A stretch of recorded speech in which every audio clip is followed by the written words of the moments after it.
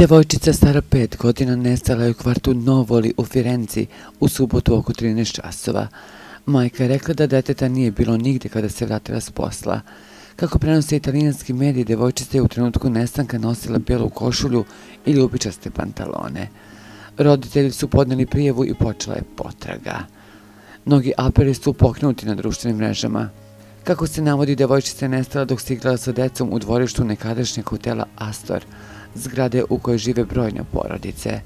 Nakon Katinog nestanka njena majka je pokušala da izvrši samoubistvo. Ona je odvedena u bolnicu i sada je u stabilnom stanju. Nakon što je saznala da joj je ćerka nestala, ona je obilazila komšiluk vičući njeno ime.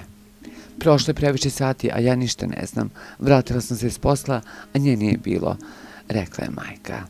Italijanski mediji objavili su snimak na kom se Kalateja Alvarez, stara 5 godina, vidi poslednji put pre nestanka u Firenci.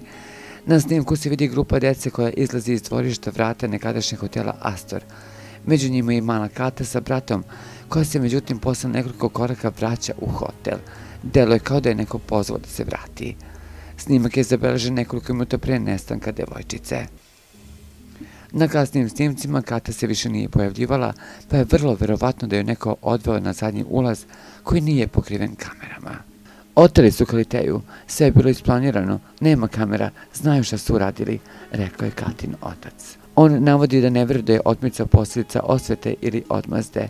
Nemam dugove, nemam problema ni sa kim, siguran sam da je Kata živa i da će se vratiti, navodi otac.